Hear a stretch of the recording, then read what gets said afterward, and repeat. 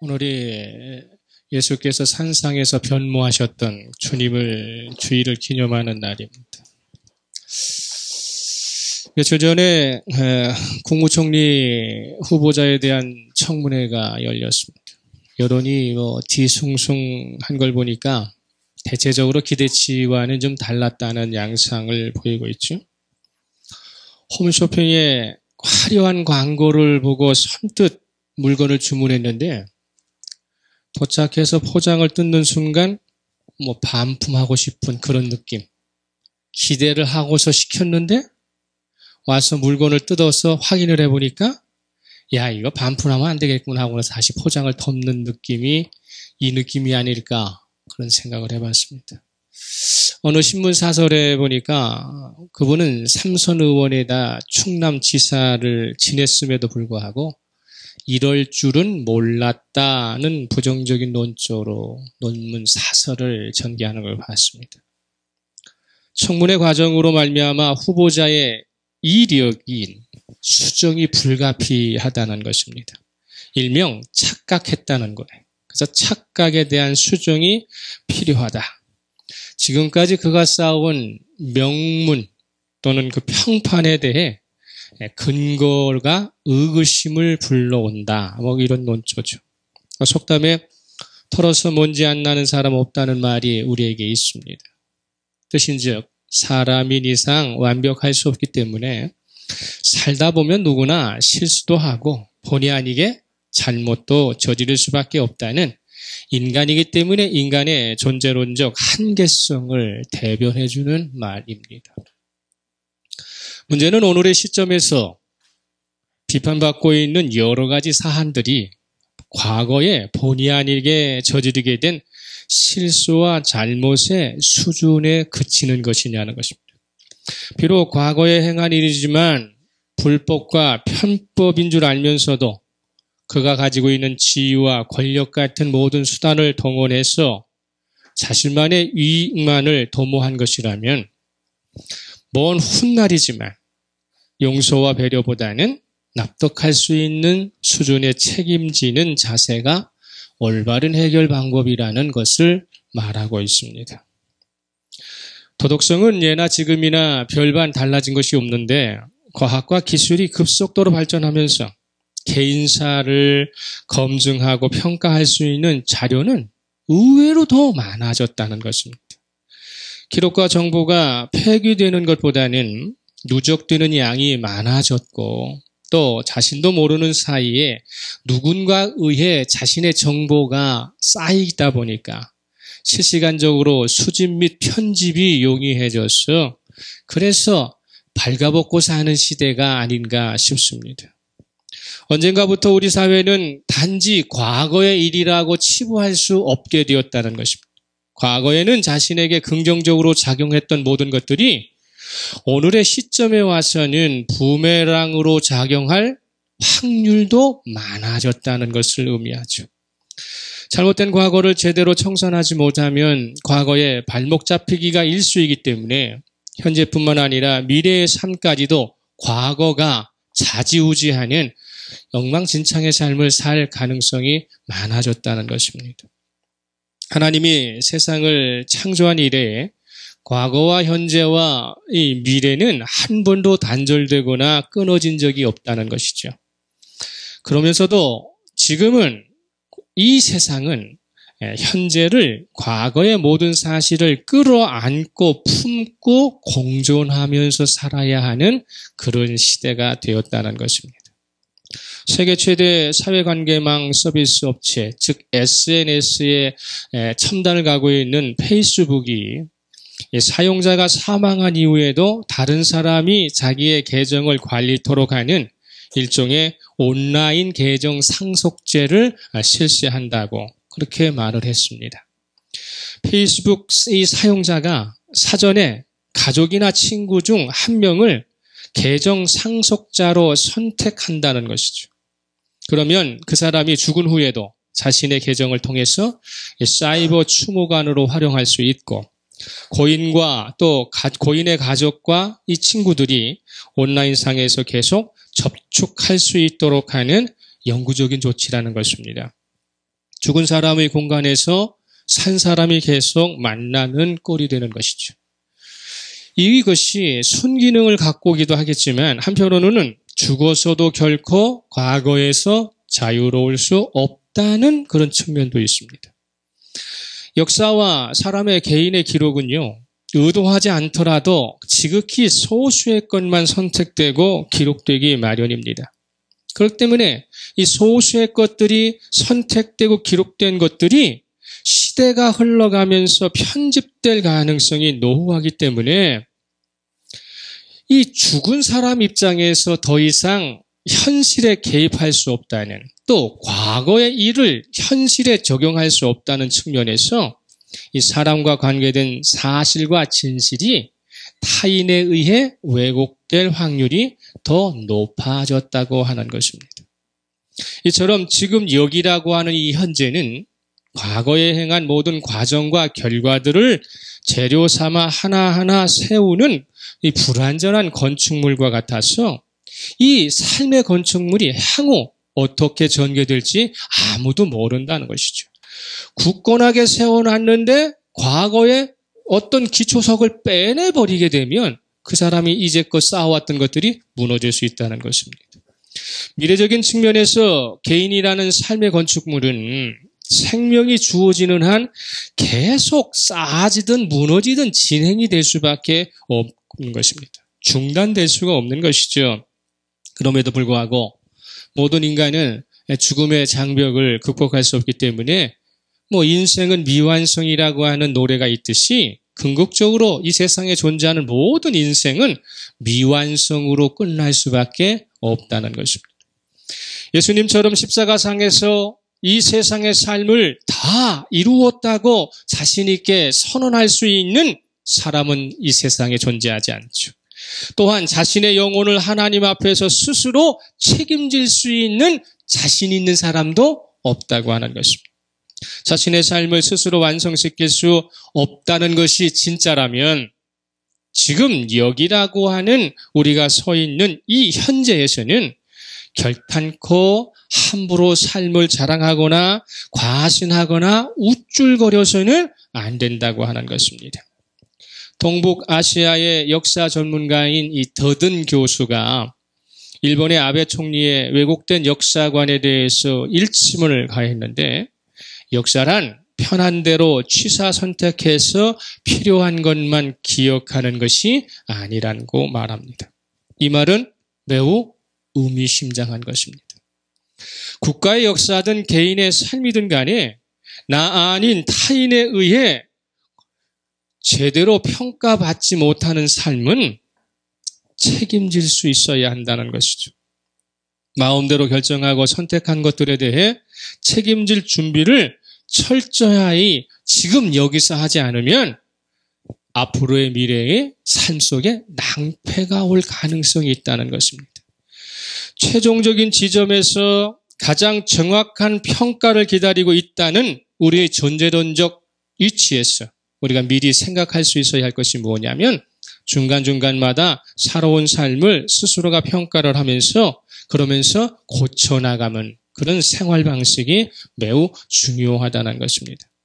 오늘 본문은 그래서 최종적인 목적지가 아님에도 불구하고 주저주저거리며 거기에 자신의 삶의 근거지를 세우고 싶어 했던 제자들에게 예수님께서 지금 여기는 아니라고 말씀하십니다. 그러면서 새로운 장소인 거기를 향해야 한다, 이렇게 말하시는 것이죠. 주님께서는 제자들에게 지금 여기는 내가 거기에서 약속했던 것들을 이루어줄 수 있는, 실천해줄 수 있는 거기는 아니야, 이렇게 말하시는 것이죠. 예수님과 제자들이 지금 있는 곳은 매우 높은 산입니다. 일명 다볼산이라고도 이야기하고 변화산이라고도 이야기하는데, 주님께서 이곳에 오신 목적은 앞으로 거기에서 일어날 일에 대하여 하늘에 있는 모세와 엘리야를 내려서 함께 의논하기 위함입니다. 하나님께서 계획하신 거기를 가기 전에 예비 장소로 제자들에게 보여주기 위해서 올라오신 것이죠. 주님께서는 여기에 오시기 전에 제자들과 특별히 기억해야 할 한 장소를 거쳐서 오셨어요. 그것이 바로 가이사라 빌립보라는 지역입니다.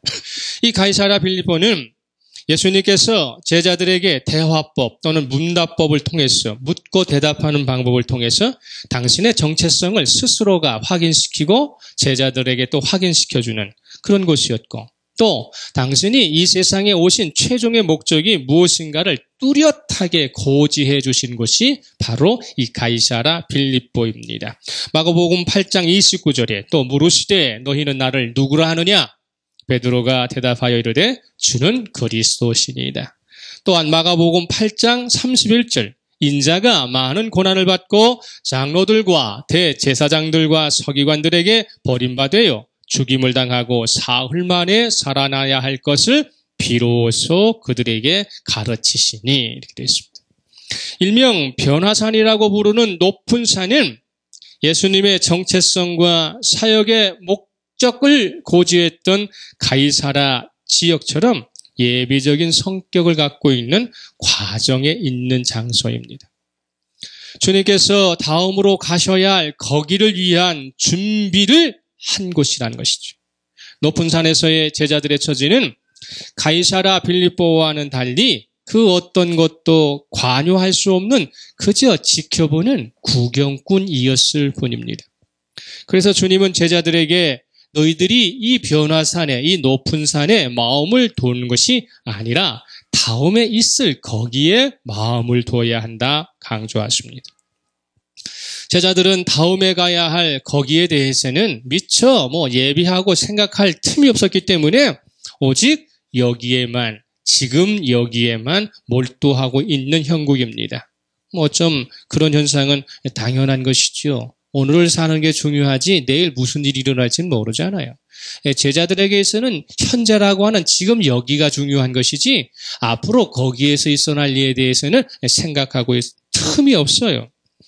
이들이 지금 여기에 마음을 빼앗긴 이유는 이전에 볼 수 없었던 주님의 영광을 새롭게 발견했기 때문이고 목격했기 때문입니다.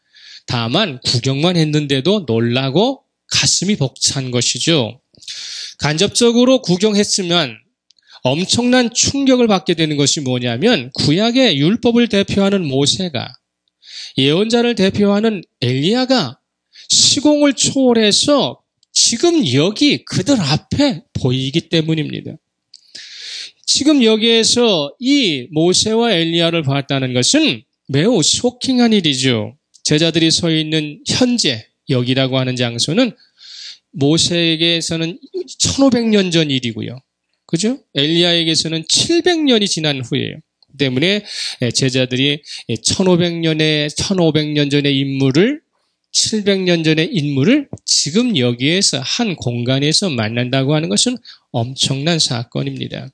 그래서 마가복음 9장 5절에서 베드로가 놀래게 이렇게 이야기하죠. 베드로가 예수께 고하되 라피여 우리가 여기 있는 것이 좋사오니 우리가 초막셋을 짓되 하나는 주를 위하여 하나는 모세를 위하여 하나는 엘리야를 위하여 하사이다. 베드로가 지금 여기를 계속 강조하고 있어요. 어떻게 해서라도 이 순간을 오래도록 붙잡아두고 싶은 것이죠. 변화산으로 대표되는 지금 여기에서 제자들이 대단한 것을 봤습니다. 그렇지만 이 대단한 목격은요, 잠깐 머무는 한시적인 공간에서 일어났다는 것이죠. 내려가야 한다는 것이고 거기를 향해 가야만 한다는 것입니다. 예를 들면 실력을 인정받고 있는 프로일수록 실제 공연이 있기 전에 수많은 연습과 예행 연습을 실시합니다. 공연 당일 관객이 입장하기 전에 빈 무대에서 최종적인 리허설을 실전처럼 끝났고 그리고 나서 관객 앞에서 자기의 뛰어남을 보여주려고 하지요. 그런데 관객이 가득 찬 본 공연을 이전에 예행 연습했다고 리허설에서 실전처럼 했다고 본 공연을 포기하는 가수는 없는 것입니다. 누가복음 9장 31절에서는 변화산의 현상, 높은 산에 예수님께서 올라가신 이유를 분명히 얘기하셔요.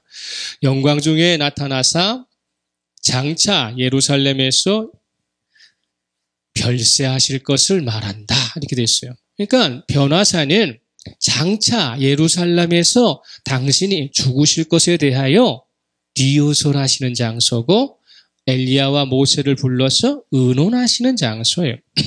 하늘에 있는 모세와 엘리야가 주님과 동석하는 영광은 예고편에 불과하다는 것입니다. 본 무대인 갈보리 언덕에서 행해야 할 마지막 사역을 어떻게 합니까? 준비하고 그것을 예비하는 중간적인 단계, 그저 지나가는 단계라는 것입니다. 예수님의 본 무대는 갈보리 언덕이라고 하는 십자가에서 죽으시는 것이 절정이었고 또 죽으신 후에 사흘 만에 부활이라고 하는 클라이막스가 준비되어 있기 때문입니다. 변화사는 거기를 위한 하나의 리허설의 장소였고 그때 제자들은 구경꾼에 불과했다는 것입니다. 그들이 직접 참여하지 않고 구경한 것만으로는 그들의 근거지를 확보할 수 없다는 것이죠. 예수님의 본래의 무대인 갈보리 언덕에서 일어났던 일이 성령에 의해 제자들에게는 리허설하는 장소가 되는 것입니다. 높은 산에서는 예수님께서 리허설을 하시는 장소라면 갈보리의 십자가의 그 장소는 예수님에게는 본무대이고 제자들에게는 리허설의 장소가 되는 것입니다. 변화사는 거기를 위한 하나의 과정이고 리허설이었기 때문에 직접 참여하지 않은 제자들에게 몫이 없다는 것입니다. 나중에 제자들은 각자에게 주어진 터전에서 갈보리라고 여겼던 갈보리에서 보았던 것을 직접 행하는 곳이 따로 있다는 것입니다. 최초의 순교자인 야고보는 예루살렘 광장이 예수 그리스도께 행하셨던 갈보리의 언덕이었고요. 베드로와 바울은 로마라고 하는 네로 앞에 재판석이 그의 갈보리 언덕이 되었고요. 어떤 사람은 아프리카에서, 어떤 사람은 아르메니아에서, 어떤 사람은 스페인에서, 어떤 사람은 아시아의 끝이라고 하는 인도가 그들이 마지막 십자가를 지는 갈보리의 언덕으로 삼았다는 것입니다. 오늘 우리는 어떨까요? 변화산이나 갈보리 언덕이나 그리고 제자들이 십자가를 감당했던 그 장소를 우리가 성지라고 이야기하면서 그들의 리허설 장소를 또 그들의 십자가의 장소를 우리는 단지 관광지 삼아서 구경하고 있을 뿐이라는 것입니다. 변화산에서 제자들이 구경한 것으로는 부족하다는 것이죠. 설사 그들의 삶 속에서 갈보리를 위하여 리허설이 성공적으로 끝났다 할지라도 최종적인 개인적인 무대가 아직 펼쳐지지 않았다면 이 사람이 평가받기에는 부족하다는 것입니다. 주님의 제자들은 변화산에다가 초막을 지으려 했던 자신들의 시도는 결탄코 옳은 일이 아니었다고 말합니다. 왜냐하면 제자들 중에 어느 누구도 변화산으로 다시 돌아간 사람은 하나도 없기 때문입니다. 변화산에서의 주님의 모습과 갈보리 언덕에서의 주님의 모습은 상반되게 나타나고 있음에도 불구하고 영광스러웠던 모습이 있었던 변화산으로 제자들이 돌아간 것이 아니라 대부분의 제자들은 주님이 죽으셨던 갈보리의 언덕으로 그들의 인생의 초점을 맞추고 있다는 것입니다. 제자들은 변화산에서의 주님의 이야기가 아니라 갈보리산 언덕에서 행하신 주님의 이야기를 가지고 평생을 살았고 그것을 모범 삼아서 세상에 전하며 그것을 기억해야 한다고 말하고 있습니다. 지금 여기에서는 갈보리 언덕을 중요하게 생각해야 한다는 것입니다. 초막을 짓고 살고 싶을 정도로 베드로가 지금 여기라고 강조했던 높은 산, 이 변화산은 주님의 영광이 비춰진 곳이기는 하지만 그저 십자가를 준비하는 예비 장소였을 뿐 오래 머물 수 있고 살 수 있는 곳은 아니었다는 것입니다. 주님께서 약속하신 최종적인 거기를 가기 위한 준비는 지금 여기서 하는 것입니다. 최종 목적지가 아님에도 굳이 높은 산으로 소수의 제자들을 데리고 모세와 엘리야가 내려오는 영광된 모습을 보여주시고 당신이 그 어떠한 상황 속에서도 뛰어난 영광의 모습을 보여주시는 이유가 뭔지를 우리는 알아야 한다는 겁니다. 그것은 무엇입니까? 주님이 약속하신 것이 모두 적용될 수 있는, 우리가 누릴 수 있는 거기가 확실히 있다는 것을 높은 산에서 맛보기 차원에서 보여주시는 것이고요. 거기에 도착하기 위한 과정에서는 여러 가지 고난과 여러 가지 핍박이 따라올 텐데 그럴 때마다 실족하거나 놀라지 말고 당신만 끝까지 믿고 따라오라고 응원하시기 위해서 그 높은 산에서 당신의 영광된 모습을 보여주시고 최종적으로 모세나 엘리야나 모든 구약의 인물을 다 아울러서 통치하시는 그것을 예고편으로 보여주시는 것입니다. 주님에게는 아브라함도 당신의 백성이에요. 지금 위에 있는 사람. 주님에게는 1500년 전의 모세도 지금 있는 사람이에요. 엘리야도 마찬가지고 주님은 과거가 없으시니까요. 언제나 현재이시기 때문에 이 세상 모든 사람들은 주님 앞에서는 뭡니까? 현재예요. 그래서 과거와 현재와 미래를 가지고 있는 우리가 지금 여기에서 머물러 있는 것이 아니라 바로 거기를 향해서 가야 한다고 말하는 것입니다. 어느 누구도 무너뜨릴 수 없을 것 같은 굳건한 성을 구축했던 사람들도 수십 년 전에 서너 가지 불법과 편법을 동원했다는 이유로 여론의 몰매를 맞고 휘어청거리고 있습니다. 그러나 엄밀하게 생각해 보면 그것이 너무하다는 생각보다는 그것뿐이었을까? 그 정도였을까? 라고 하는 의구심을 떨쳐버릴 수 없다는 것이죠. 드러나면 사죄하면 그만이고 그냥 안 들키면 그냥 넘어갈 수 있는 그런 수준으로 이 세상을 살고 있다는 것이죠. 그렇지만 하나님 앞에서는 드러나지 않을 것이 없어요. 감춰질 것이 없어요. 그저 인간사는 드러나면 그때 제가 어려서 수십 년 전이기 때문에 기억이 잘 나지 않지만 그때 내가 잘못했다면 지금 용서해 주십시오. 앞으로는 잘하겠습니다. 하면 되지만 주님 앞에서는 실수라고 잘못이라고 변명할 수 없다는 것입니다. 청문회의 대상만이 그런 것이 아니라 우리 모두가 자유로울 수 없는 그날이 온다는 것이죠. 놀라운 사실은 갈보리 언덕의 십자가의 사건은 과거와 현재와 미래의 모든 죄과를 총괄해서 해결했다는 일괄적으로 해결해 주셨다는 것을 기억해야 합니다. 구원에 관해서만큼은 뒤져보고 까볼 필요가 없어요. 하나님의 엄격한 심판의 잣대 때문에 용서받지 못했다는 말을 할 수 없습니다. 그날에 만약에 하나님 앞에 우리가 용서받지 못하고 받아들이지 못한 것은 우리가 그동안 지은 죄 때문이 아니고요.